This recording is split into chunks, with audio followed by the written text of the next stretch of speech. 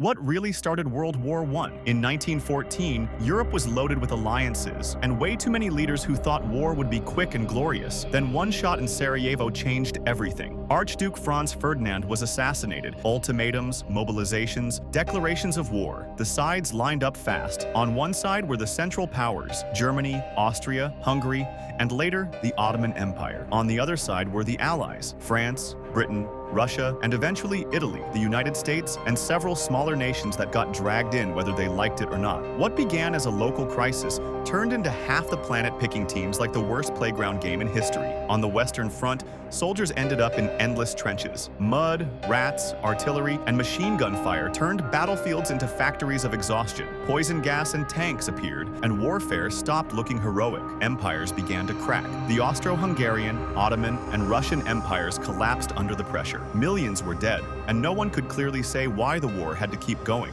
By 1918, the map of Europe had changed, but the peace that followed solved little and quietly prepared the world for the next conflict. And follow to see what happened in the next chapter of World Wars.